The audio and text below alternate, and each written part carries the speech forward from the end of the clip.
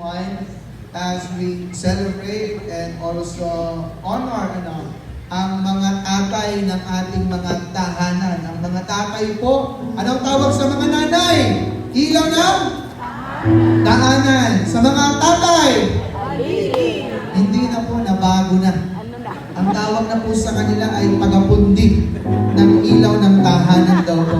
Yan po yung sabi ng mga nanay. Napupundi na daw po sila sa kanilang mga kabiyak. Biro lang po, Again, this morning, let us celebrate Father's Day at patuloy natin kilalanin ang ating Ama na nasa langit bilang tatay na siyang umiibig sa atin. At sa umagang ito, handa natin ang ating sarili sa ating tagapagsalita. And let us welcome si Kuya Jaco, si Kuya John Carlo Ligarde. Palakpakan natin ang Panginoon. Good morning, UMC. Good ba morning? Sige, so while we're setting up, I would always like to lead in my talk to sa pagpakilala po sa akin using my family po. So there you see my family. I am here with my beautiful and lovely wife, Elaine. I'm sure she doesn't need any introduction. Kilala natin po sila kasi kalahati yata ng church natin pamilya. No? And we are also here with our lovely and beautiful daughter, Cassie. She's 9 years old and yung nag-iisang umiiyak kanina, cute pero makulit, ang 1-year-old namin po si Caleb. So this is my family and it's an honor for me today to be talking in front of you about Father's Day. Amen ba, brothers and sisters? So, first of all, before anything else, of course, I would like to make a huge shout out to all the fathers here. Everybody, turn to the nearest dad or father near you and please greet him a very, very happy Father's Day.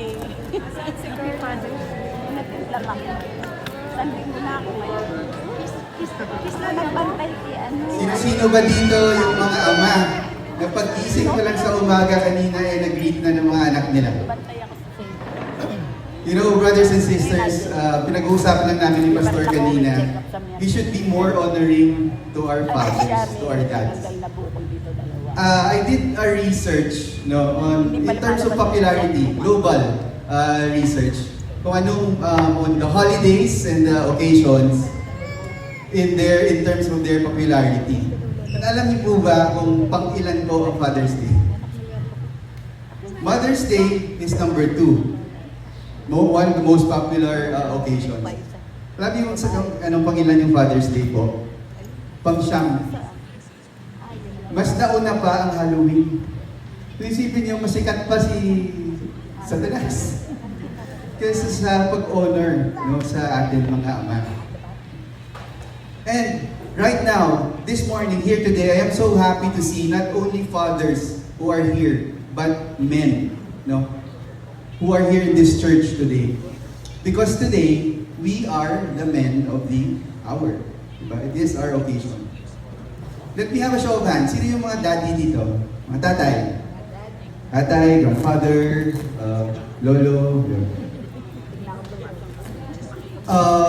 Look at them, brothers and sisters, and please just let's honor them with a clap offering. Palakpakan mo natin yung mga tatay dito. Okay, so nakita nyo kanina yung family ko. So ako, I'm Jaco, John Carlo, my full name. I'm born and raised in Bacolod, so Ilonggo po ako through and through. So in the course of my talk, you'll notice na mas mag-i-English po ako rather than magtatagalog. Not because social ako, but it's just because ang pangit po ng punto ko kung nagtagalog ako. But, everybody say but. But. There is always a but, di ba? In Tagalog, pwet. Hindi po. Pero, in Tagalog, pero.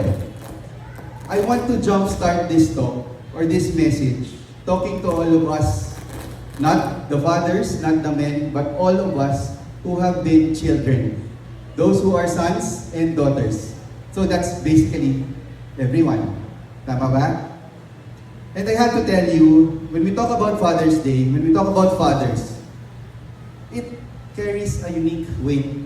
Diba? It carries a unique weight. Unique because iba-iba yung pakiramdam po natin when we talk about our fathers or our dads. So many different emotions can fill this whole church today pag pinag-uusapan natin. Some of us here came over and with a deep gratitude for a godly dad who built a firm foundation under our feet. Sino-sino ba dito sa mga anak is having a very deep gratitude for their fathers? Can I have a show of hands? Wala nga lahat eh. Okay. Some of us carry a sting, no? Purot of being undervalued by our fathers, or we carry the scars of our father's anger. Huwag na tayo mag-raise ng hands kung sino yun, no? There are others also who may be wrestling with a profound sense of grief, wishing our dad were still alive or still here with us. So, what we want to establish is the undeniable psychological and spiritual weight that a dad carries. I want you to shout amen, brothers and sisters, if you agree with what I'm about to say. Okay ba yan? Okay. I believe that for most of us, if not most, all of us, the key to our future is fixing our past. Amen ba? The key to our future is fixing our past. I'll make an even bolder statement. For all men, for everyone, especially men, the strongest person in our lives are our fathers. Amen ba? Amen. Mahina, amen. But it's okay, I understand it, no? Of course, some of us would say, well, my dad wasn't present for most of my childhood. Wala siyang time para sa amin. Or, I really would not know, kuya, because I had the worst of them. So, why would you ask if the strongest person in my life is my father? But I tell you this, brothers and sisters, the absence or lack of a father figure, that empty chair in the dining table, those good-for-nothing hurtful comments that we get when we receive growing up, was or still is the dominating force in your childhood. Tama po ba? Because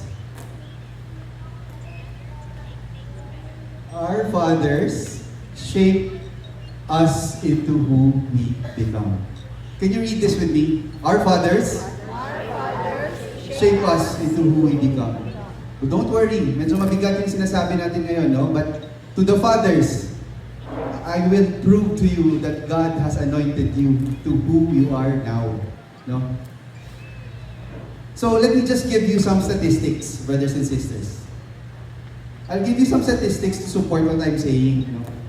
This was made in the US just recently, and it is entitled The Cost of the Empty Chair.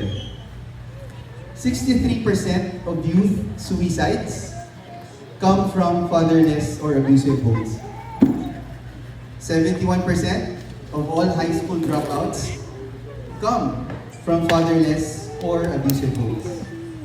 85% of all children who exhibit behavioral disorders come from homes without an active father.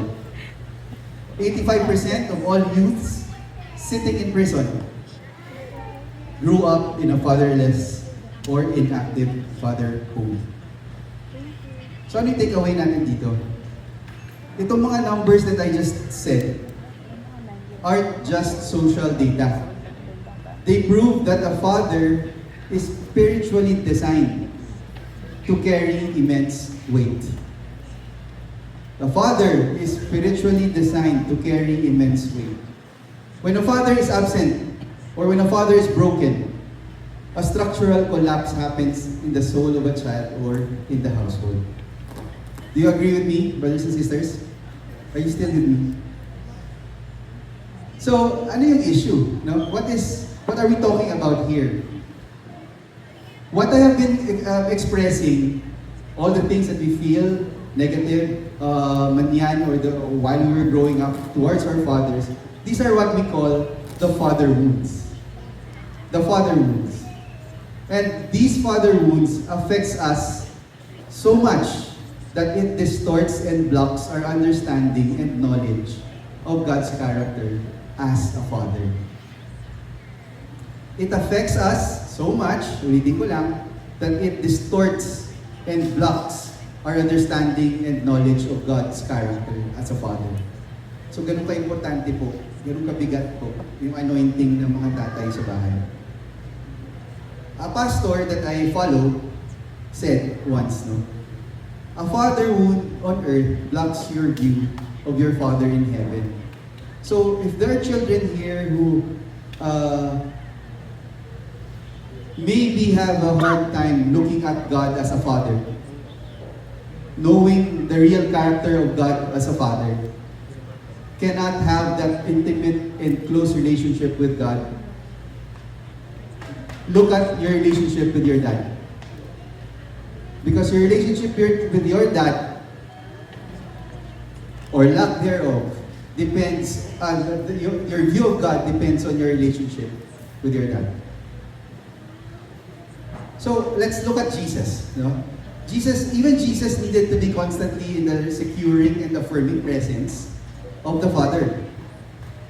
His entire ministry, authority, and safety flowed out from one thing.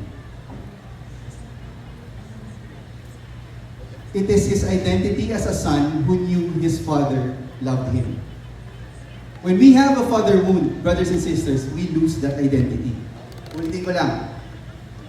Jesus' ministry, authority, the way he talks, the way he moves, lahat in his life flowed out from one thing.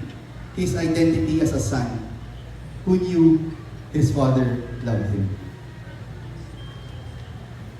When we have a father wound, we stop trying to live from love and start exhausting ourselves trying to live for love. Malaking difference po yun. Living from love, you are secured. You are confident that your Father loves you no matter what you do, no matter who you are. If you're living for love, alam mo yung feeling na you're constantly trying to prove yourself? Trying to gain the approval of your parents or of your father. That's living for love. You want to earn the love and the approval of your father. That's different from living from love. Living from love is your character. You know when you are confident that your Father or God loves you. And that's Jesus. So we're constantly trying to perform for a cosmic judge rather than resting in the love of a Father. So when Jesus was just about to start his ministry, alam natin yung kwento na to, di ba? He was walking in the shore of the river Jordan, and he saw his cousin John the Baptist. He was baptizing people there. And John even said na, I'm not even worthy to change the sandals of this man's feet. But Jesus, what did Jesus do? Jesus asked and requested for John to baptize him, right? And this is where it really amazes me, brothers and sisters. In Matthew 3, verse 17, it is said, and the voice from heaven said, this is my son whom I love. With him I am well pleased. The Father declared two things. That Jesus is his son whom he loves, and he affirmed how pleased he was with Jesus. Now let me ask you this. Nung sinabi ba ng tatay yun, nung sinabi ng God the Father yun, what was the accomplishment of Jesus at that point? May nagawa ba si Jesus at that point? Hindi pa siya nagsimula ng ministry niya. Did not even heal anyone yet. He wasn't able to walk on water yet. Never performed any miracle yet. And yet the Father declared, this is my son, in whom I am well pleased. Jesus never had to earn the love and the approval of the Father. In the past years, just like the percentages that I gave you earlier, how many sermons have we heard about God as our Father? We always hear about Jesus as our Savior. We always sometimes hear about the Holy Spirit as our helper. But how many times have we heard sermons preaching of God as our Father? We know that the Father has been presented in the Old Testament as harsh and punishing. But actually, brothers and sisters, if you read even the Old Testament, He is not. He has been known to be very slow in anger, very patient. Read the conversations. He can even change his mind, right? Read the conversations that he had with Moses, the conversations that he had with Abraham, when God changed his plan, his mind. He protects his people, the people that he loves. Just read the Exodus story. And the very first in his character, with all these things that I've been saying, the very first thing in God the Father's character, His whole being, His very essence, is love. Is love. God the Father's primary character, brothers and sisters, is love. In 1 John 4 verse 16, and so we know and rely on the love God has for us. God is love. Whoever lives in love lives in God, and God in them. And kung kaya niyo picturean to, note it down, brothers and sisters. Let me tell you this. Remember this always. Love is not a box that God checks. It is not an option for Him to do or not to do. Love is not something God does as an action. God does not perform or do love because God is love. So if you look at it, if this is God, hindi mo siya mahihiwalay sa character niya na pagiging loving. Hindi pwedeng ito si God, ito ang ginagawa niya in loving. No? It is His very fabric, His absolute essence. He cannot not love us because He cannot stop being Himself. Hindi niya pwede kontra yung sarili niya because that's His very essence and character. Love. As opposed to how He is presented, di ba, in the Old Testament, He is a harsh, punishing God. So the question is, the challenge here is, how do we heal from the Father's wounds? Father wounds. And I'm not talking about fathers. I'm not talking to fathers here now. I'm talking to everyone na naging anak. No? The challenge is how to heal from that wound so that we can pass on a legacy of spiritual leadership to our families. As mentioned earlier, the wounds distorts our view of God as our Father. It sets us up for a life of pain, insecurity, anxiety, uncertainty, and ultimately, destruction. You make wrong choices, right? You make a mess out of your life. And there's only one formula to break free from this. May premyo makasagot. It starts from letter F and ends with letter S. The first syllable is a number. The second syllable is something that you give. And the third syllable is ness. Tama si Mama. Forgiveness. No? Makapremyo mo pagkasal kita. That's priceless. There's only one formula to break free from father wounds. Forgiveness. If you want to break the cycle of pain in your family, because it is intergenerational, brothers and sisters, this is the baseline. This is the standard. Remember this. Forgiveness, can you read this with me? Forgiveness is not validating what your father did wrong. You simply stop demanding that a broken, earthly man pay you back for the childhood validation or love that he did not give you. Instead, you transfer his debt over to Jesus. Amen ba, brothers and sisters? Amen. You transfer his debt over to Jesus. This means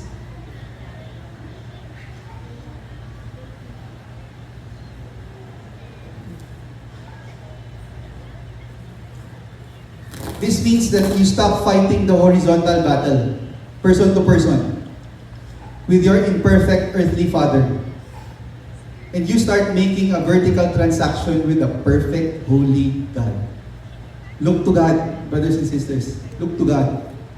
Choose to honor the position of your earthly father, and you start making and cancel his debt, and let Jesus handle the rest.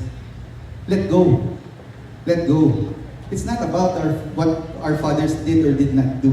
It's about how much you are willing to forgive your father, to be healed from your father wounds. You allow God to walk into the holy dwelling of your heart. Sit in that empty chair and rename you with your true identity, a son, a daughter of the Most High God. God and unforgiveness, God and hatred cannot live in one place, brothers and sisters. Kahit ano pang sabihin natin, ano pang gagawin natin, if you have unforgiveness in your heart, and I'm talking to everyone, God cannot be in your life. They cannot live in one place. When you choose the path of forgiveness and healing, and I'm still talking to everyone, all who are sons and daughters,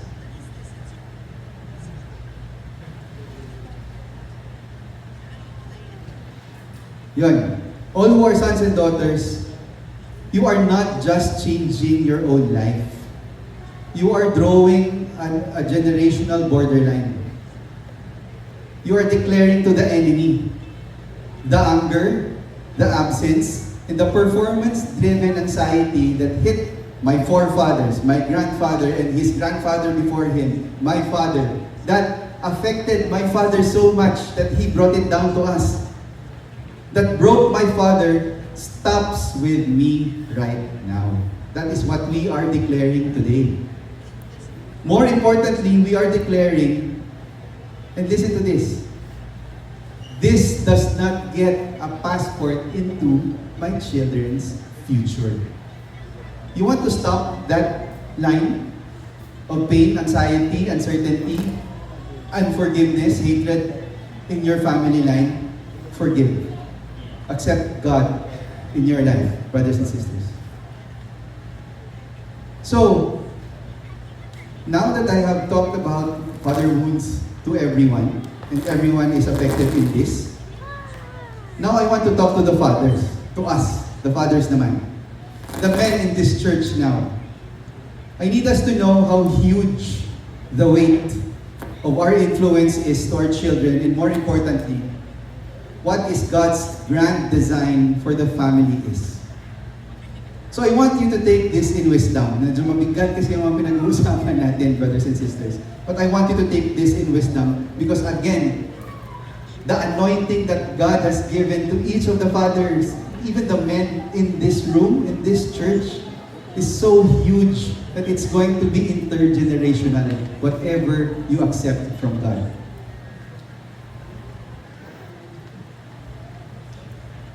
Brothers, so biblically, we know you can sum up a dad's role in 3 words. Being a priest or pastor, being a provider, and being a protector. 4 P's dapat na, para maganda, no? For 3 P's lang.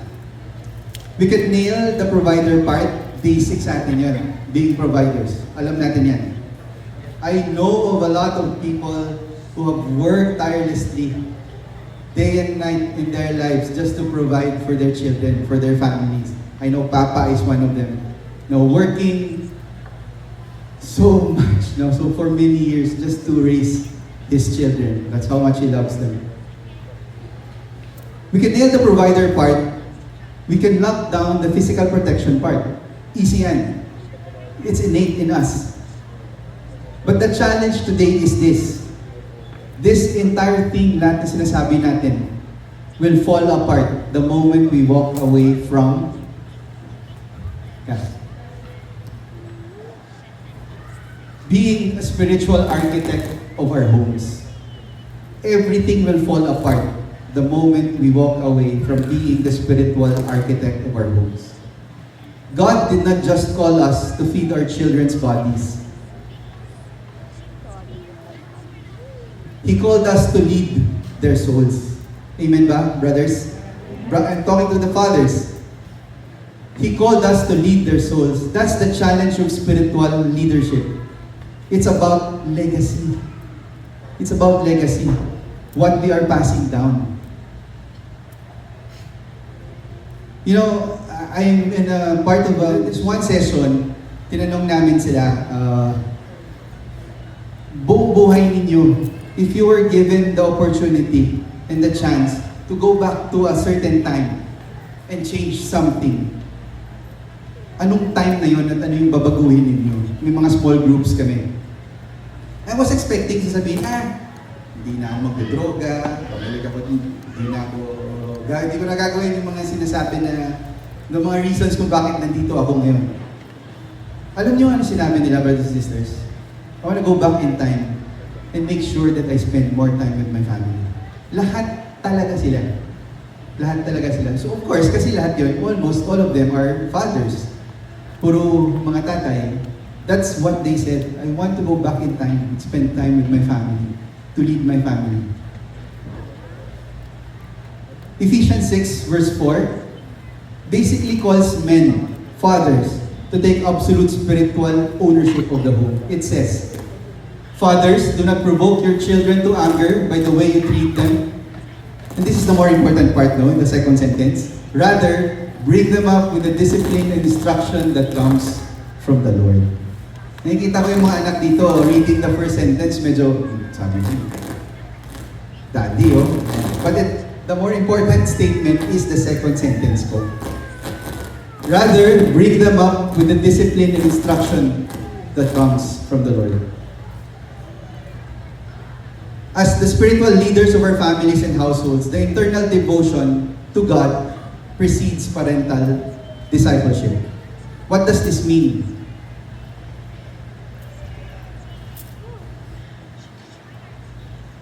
It starts with us, basically. Fathers, men. We cannot lead our families with something that we don't know anything about. Internal devotion to God starts with us. The extent of our children's or families' love for God or knowledge of God depends on how deeply we love God. We cannot pass down a baton that we do not possess. We cannot give what we don't have, right? If you want your children to love God, you've got to love God. Tama ba, brothers and sisters? Fathers, tama ba? If you want your children to read the Bible, you have to make them see that you are reading the Bible. It starts, again, with internal devotion. Second, we have to be intentional. Intentional. Discipleship should always be relationship-driven. You know, spiritual leadership is not something that you outsource kay pastor, or sa mga pare, or sa mga church leaders, or your cell group or small group leaders. You do not outsource it. Hindi yan BPO. We don't entrust that to other people or even our teachers. I remember when I was growing up, in high school, maaga kami na save, no? Maaga nagbago, balik loob yung parents ko. So high school, I already gave myself in service to Jesus. I remember my dad, who was already I think a preacher and a church leader also. He would schedule one-on-one dates with us. 4 kami magkakapatid. Once a week, meron siyang scheduled dates sa amin. And in those dates, we will talk about life, we talk about sports, kasi medyo sports inclined kami sa family, hindi lang kita ngayon. Pero dati ganun yun. No? School, what's happening in school, and so on and so forth. But then, isisingit niya, kamusta prayer time mo? Kamusta prayer life mo? Isisingit niya worship, isisingit niya scriptures, ano ba yung memory verse mo, and how do you see it? And we would respond well. We would respond well. Hindi kami defensive because we trust our Father. We don't view Him as a hypocrite because we see Him always deep in prayer, we see him worshiping God and reading the scripture every day. I remember when I was in high school, when he was already a preacher, di pa uso PowerPoint nun eh. OHP pa, di na alam ng mga kabataan yun. Acetate, yung ginagamit, yung plastic. But, so because wala pa tayo, hindi pa siya digital, my dad would have ilang box yun, puno ng index card because that's what he does. Put his notes there when he preaches, no, when he gives thoughts. In Deuteronomy chapter 6 verses 6 to 7, it is said, "These commandments that I give you today are to be on your hearts. Impress them on your children. Talk about them when you sit at home and when you walk along the road and when you lie down and when you get up." This means, brothers and sisters, discipleship happens in the natural rhythms of life. BEU, business as usual. Anong ginagawa natin araw-araw? It's conversational parenting, intentional parenting. You don't just hold a formal lecture, hindi siya classroom. You talk about God's goodness in the car, in the dining table, in meals, everything that you do. Singit natin yun. The overarching principle as we practice intentional discipleship is not only wisdom. You have to remember this, fathers, men. It's not only wisdom, but wisdom with humility. Wisdom with humility. How do we actually carry this out without turning our homes into a boot camp? Or a military boot camp or rules-only environment?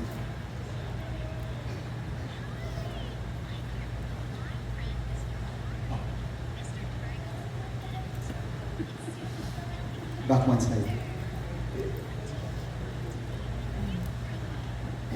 Okay. Humility, my dear fathers and men, is that bridge between a father's authority and a father's tenderness. And listen to this. True biblical authority does not mean, and I'm talking to the fathers, to us. True biblical authority does not mean you will never make a mistake. It means you possess the godly humility to admit it when you do. Okay ba yan, brothers and sisters? Are you still with me? Or gutom na tayo? Okay, malapit na. Your faith should be visible. Number 3. Your faith should not be contained only in your quiet time. It must be visible in every nook and corner of your life. Our children need to visually witness that your home and life is governed, guided, and anchored strictly by the authority of Jesus Christ. Our children need to visually witness, dapat nakikita ng mga anak natin, that our homes, our lives are governed, guided, and anchored strictly by the authority of Jesus Christ. Deuteronomy 6 verses 8 to 9 says, "Tie them as symbols on your hands and bind them on your foreheads. Write them on your doorposts of your house and on your gates." In our household, we make it a point that we don't only talk to our children about Jesus and His Word. We proclaim our faith everywhere and every time we get the chance to. I honor my wife kasi every time that she thinks of something to decorate our house with, laging kasama mga declaration namin of the Lordship in our homes. So meron kaming frame that says, "As for me and my house, we will serve the Lord." Kakagawa lang yan ng maliit na altar that she is helping our daughter to be in front and do her prayer time on. It means our faith should be visible. It affects everything that we do. It means that anyone who walks into our homes knows exactly who rules our house. It leaves a visible, unmistakable mark in the world around us. And finally, and I think the most important, is the multi-generational legacy. Can you read this with me, brothers and sisters? Multi-generational legacy. Our greatest legacy will never be wrapped up in financial aspects or a piece of real estate. Yes, okay yan. I'm working my behind so much just to provide for my family and make sure that my children would not have to work as much as I do. And their children and their children's children. Okay yan. But our ultimate legacy is the spiritual trajectory you set for the next generation. It's not only for us, my dear fathers, it's not only for us.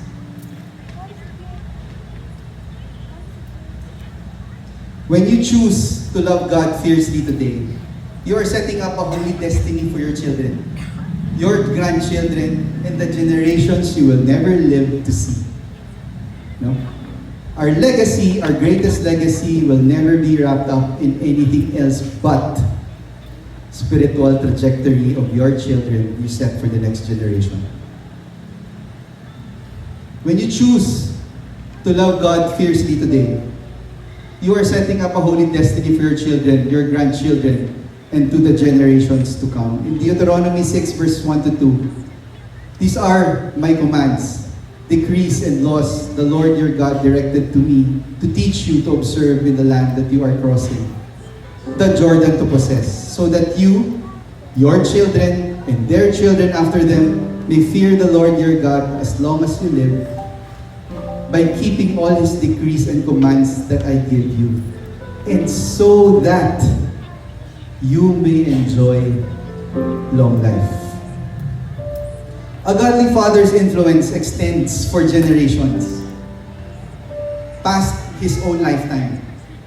When you love God with all you are and all that you have, you are passing a spiritual baton. You are creating a generational momentum of faith that carries your family long after you are gone. Brothers and sisters, if you want to invest on something, yes, invest in real estate, invest in work, your career, but over and above all that, invest in this, your legacy as a spiritual father, leader of your homes. So in conclusion, tying all this together, no? Iisahin natin lahat. Healing of father wounds, stepping out of passivity or passiveness, and balancing authority with grace. We cannot blame our past. Stop blaming our past. For children, stop blaming your fathers, because we have a heavenly Father who heals our wounds. We cannot remain passive either, because we have a generational baton to pass through intentional discipleship. And to fathers, we do not have to be perfect, because we serve a God who balances absolute holiness with grace. Okay, so looking at all this, no? I will tell you honestly, I would be the first to say, I am a long way off. Hindi ko nagagawa lahat ito. But praise be to God. Can you say that, brothers and sisters? Praise be to God. He never allows any challenging situation in your life, in my life, without giving us the way out. And there's only one way. Alam natin yan. There is only one way. There's only one truth. Can you shout His name? Who is He? Jesus. The way, the truth, and the life. Whether you are a child who has run from God, or a dad, a father who has dropped the baton. Look at the father in the story of the prodigal son. Doon tayo uwi, brothers and sisters. That is our Heavenly Father. He isn't standing on the porch na naghihintay lang, ready na ipamuka sa anak niya na mali siya. Tapping his foot and arms in disappointment. He is looking at the horizon, waiting on all of us. Waiting on all of us. And He will run to us the moment He sees us. Alam natin to, the whole prodigal son story. What is this saying? God is saying, anak, nagkamali ka. Whether you are a child, whether you are a father, nagkamali ka. Stand up and come home. I am your father. I am your father. And this is what I want all of us to remember. When the father runs or ran to his son, to us, that is not only forgiveness. Hindi na nga nag-sorry yung anak eh. That is not only forgiveness. When he ran to his son, that is redemption. That is redemption. Hindi niya na pinamuka na may mali yung anak. Tinanggap niya. That is redemption. And finally, nung dineclare niya sa mga servants, take the robe, put it in his back, put the ring back on his finger, put the sandals back on his feet, kill a calf, we will party because my son got lost and now he is finally home. That, brothers and sisters, is restoration. Forgiveness, redemption, and restoration. And that is a promise not only for fathers but all of us. All of us. Uwi lang. God is saying, just come home. So I'd like to call this, as we end, a call to rise to this challenge. Fathers, brothers, men of God, as we close today, the blueprint is right in front of us. It's the Father. It's God, our Father. When a message like this is preached, I think there are three types of men who will show. Some men will leave this building today and they will completely ignore the message. They'll go back to the status quo, back to the passive parenting, letting the television, the internet, Miss Rachel, be the yaya or the one who will raise our children. They will stay asleep at the wheel, talking about fathers and men. Other men will hear this and they will agree with it. But they will have zero resolve to actually change. They will continue to live for themselves, wasting the golden opportunity to leave a godly legacy. But I am looking at this room right now. Lahat na nag-raise ng hands nila kanina.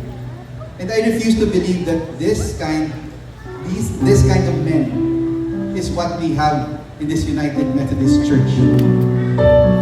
I believe there is a third group of men in this house, in this church.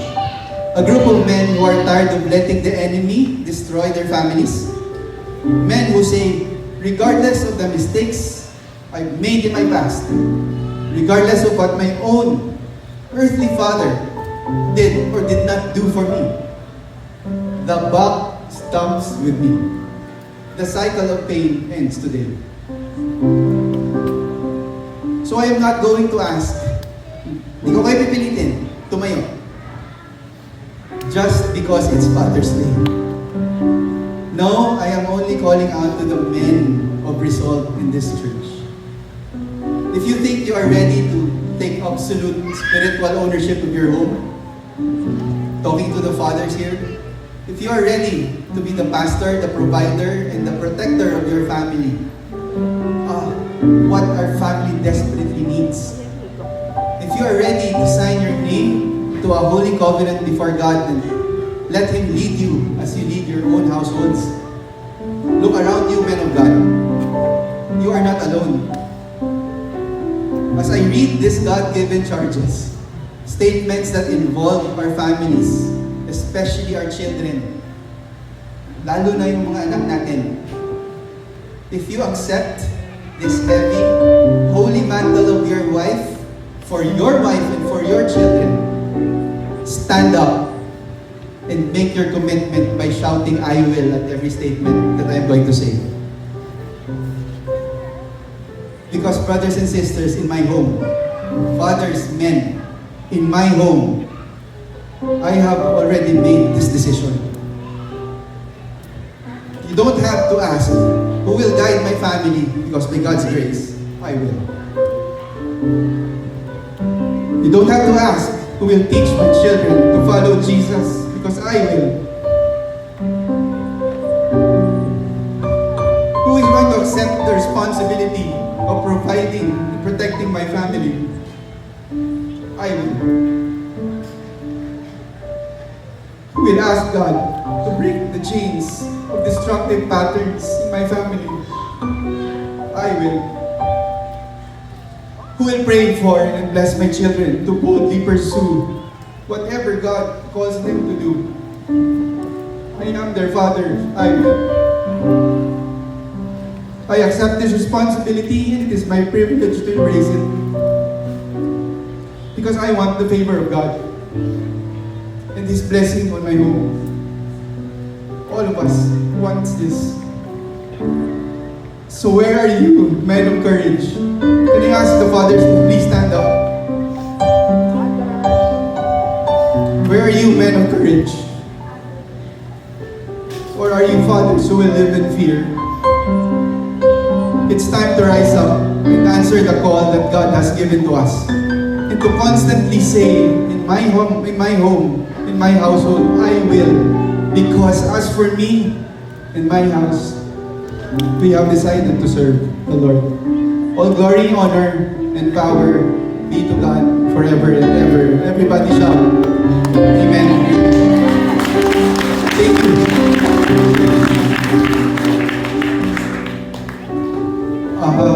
Sorry. Ay, day friends. Thank you so much, May vlog pa. brothers and sisters.